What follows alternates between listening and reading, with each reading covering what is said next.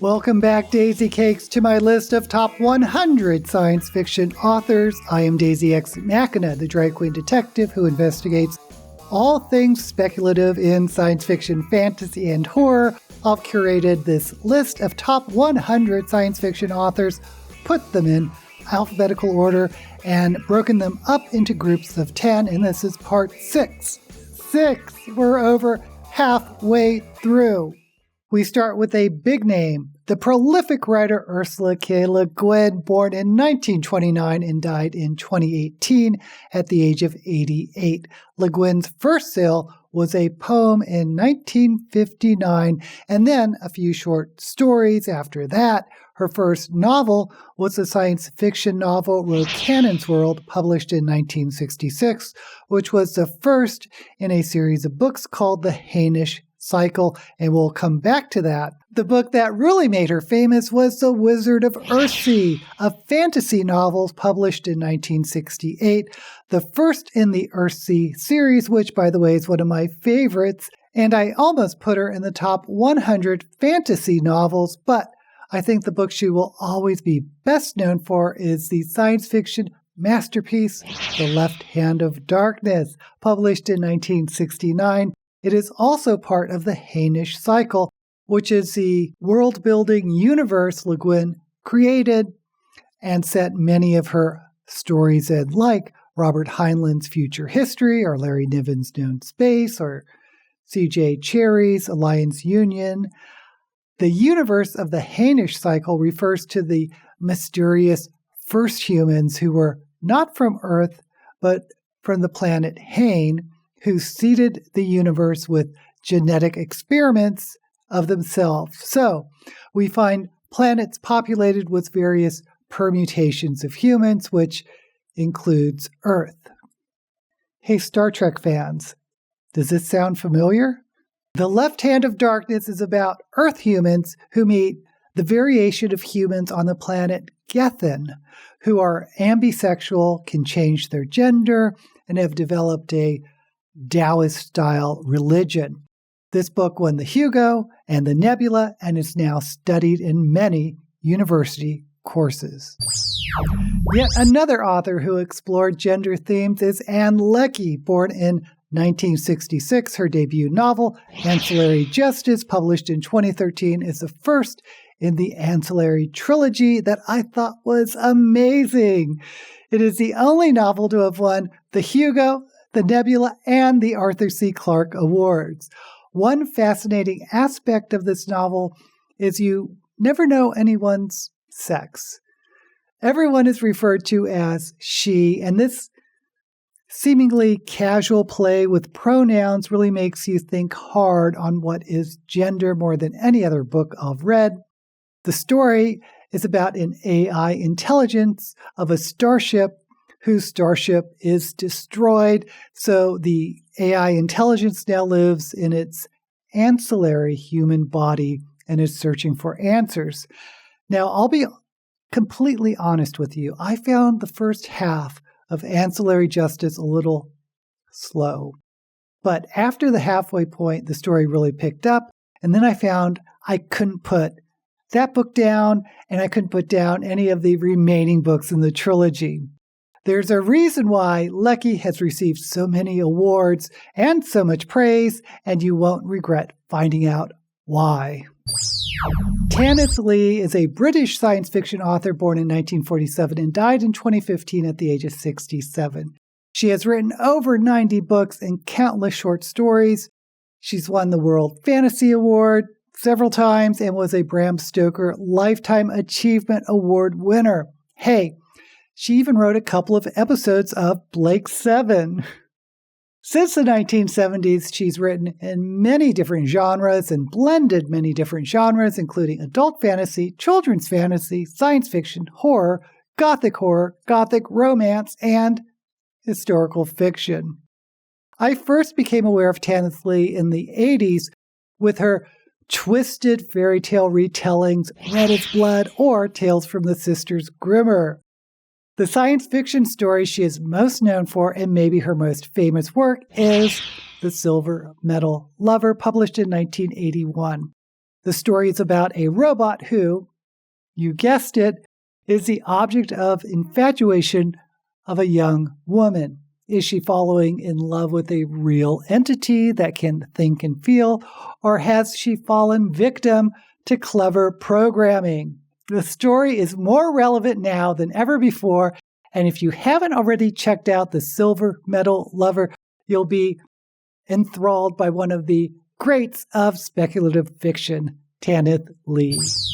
Who hasn't heard of Madeleine L'Engle, born in 1918 and died in 2007 at the age of 88? Her breakout children's novel was A Wrinkle in Time, published in 1962, which went on to win the Newbery Award and has become a staple novel for children of every generation since. Certainly it was for me, and I read it in 5th grade, and it was immediately one of my favorites. It's about 13-year-old Meg and her genius little brother, Charles Wallace, whose father disappeared during some mysterious scientific experiment on something called a tesseract. They meet a woman named Mrs. Whatsit, who seems to know that a tesseract is the ability to fold space and travel to other planets. With her friend Calvin and her little brother, the 3 kids follow Mrs. Whatsit and Mrs. Whatsit's friends, Mrs. Who and Mrs. Witch, across the dimensions to find out what really happened to Meg and Charles Wallace's father. There is a very Christian or religious element to the story, which didn't bother me at the time I read it. I probably didn't even notice it. Ironically, some fundamental Christians have banned the book, thinking it promotes witchcraft. I think A Wrinkle in Time stands the test of time, and I'm happy to include it in this list. Staying with children's writers, let's talk about Lois Lowry, born in 1937, who is still active today at the age of 87. She mostly writes books for younger children and wasn't really known for science fiction. That is, not until The Giver was published in 1993 and won the Newbery Award. This story starts off seemingly to show a utopian society in the far future, but then we find out that history has been suppressed, and this is really a dystopian society that ensures everybody is the same and conforms and follows the rules, except for one person, the receiver of memories, who is burdened to be the only one who knows the history of the world. Jonas is a 12-year-old boy who is chosen to be the next receiver of memory. The novel is a warning against a society that censors its children. In another ironic twist, The Giver has itself been censored by certain communities. Arkady Martine was born in 1985 and is a relatively new author you definitely need to watch out for. Her debut novel, A Memory Called Empire, was published in 2019 and won the Hugo. The story is about a woman named Mahit, who is from a far-flung independent republic in the galaxy known as Lecelle Station.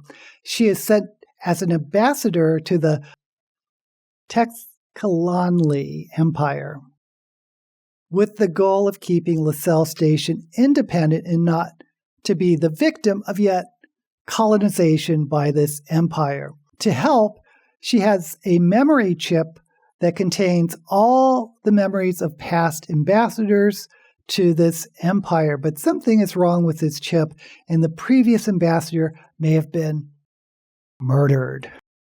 I love the book. It is not a fast-paced shoot-them-up space opera, but it's more of a slow burn. It's a murder mystery and a political thriller. The sequel, A Desolation Called Peace, published in 2021, also won the Hugo, and is about the Empire's clash with an alien race that we first heard rumors of in the first book. Both these books make up the Texcalan series, and both of which I really enjoyed. Anne McCaffrey is another big name in the science fiction world. Born in 1926, she died in 2011 at the age of 85, having written over 100 books. She is the first woman to win the Hugo and the first woman to win the Nebula. She began publishing short stories starting in the 1950s, and her first novel, Dragonflight, published in 1968, was a fix-up of stories she wrote in the world of Pern. Now, because most of the Pern novels have the word dragon in it, people jump to the conclusion that they are fantasy novels, but they are science fiction. Human colonists have settled on the world of Pern and formed a partnership with the alien inhabitants there called dragons. Dragons look like mythical dragons and can breathe fire. Pern suffers from something called threadfall, which are spores from space that occasionally rain down on Pern and decimates organic life. In fact, thread has destroyed much of the advanced technology of the human settlers, but humans have learned to telepathically bond with dragons, which can fight thread by burning it with their dragon breath. My favorite of the Pern novels is The White Dragon, published in 1978, about a boy named Jackson who comes of age and bonds with Ruth, who, unlike other dragons, is pure white and is also the runt of the dragon population. If you haven't read Anne McCaffrey, you can't go wrong with The White Dragon or any of the Pern novels. Vonda McIntyre was born in 1948 and died in 2019 at the age of 70. She was first published in 1975 with her novel The Exile Waiting. Her second novel, Dream Snake, a fix-up of several of her short stories, was published in 1978 and went on to win the Nebula. Her 1997 novel, The Sun and the Moon, beat Game of Thrones for Best Novel. It's an alternate history of the court of the Sun King, Louis XIV, which has a mermaid you will not forget. I loved reading this one. It doesn't have magic, so maybe it's considered science fiction, but it's really a great book either way. But I want to talk about her Star Trek novels. Yes, we're back to Star Trek. The novel I recommend is The Entropy Effect, published in 1981. This was the first time Sulu and Uhura were given first names. And yes, you can thank Vonda McIntyre that it became canon in the Star Trek universe that Sulu is Hikaru Sulu and Uhura is Nyota Uhura. The story is about the Enterprise transporting a criminal and theoretical physicist named Dr. George Morrow, who Spock has trouble believing is the murderer everyone claims he is. But when murders start happening and Morrow is to blame, we have to wonder exactly what theoretical physics Morrow was studying. This is a great Star Trek adventure and was the novel that convinced the producers of Star Trek to hire her to write the novelizations of the Star Trek movies, The Wrath of Khan, Search for Spock, and The Voyage Home, which comprises what I think is the trilogy of the greatest Star Trek movies to date. I want to talk about one of my absolute favorite young adult authors, Marissa Meyer. Born in 1984, her debut novel, Cinder, was published in 2012. This is so much fun. It is a science fiction retelling of Cinderella, only here, our heroine, Cinder, is a cyborg. She lives with a stepmother and two evil sisters, and you know the story, or do you? Because while it contains the broad strokes of the Cinderella storyline, it's set in a dystopian world with complex politics and a plot that goes far beyond the fairy tale. This is the first book in the Lunar Chronicles, where each book is another fairy tale retelling that goes off the deep end. Scarlet takes on Little Red Riding Hood. Cress subverts the Rapunzel story. And finally, Winter concludes the epic science fiction story with a retelling of Snow White. Yes, these novels do have romance subplots, but they don't overshadow the dystopian high adventure. Again, I think they are so much fun. The last author on this list of 10 is James Morrow, born in 1947. Morrow is an award-winning science fiction author, mainly known for his short stories. After winning the Nebula Award for Short Stories in 1988, he was selected by the Science Fiction Writers of America to be the editor for 3 volumes of their anthology of Nebula winners. His writing is known for its satire and absurdist humor, skewering contemporary politics and religion. That's what my recommendation does. This is The Way the World Ends, published in 1986, was marketed as a mainstream fiction, probably because it had this Vonnegut-type feel to it. But the science fiction community, of course, immediately embraced it. It's about a nuclear apocalypse that destroys humanity, but creates a race of ghosts who are potential humans who never got to be born.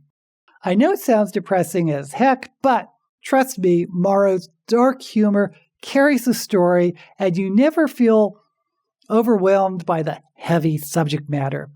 This was written during the Cold War, and it may hit those of us who remember the Cold War a lot harder than those who were born after the fall of the Soviet Union.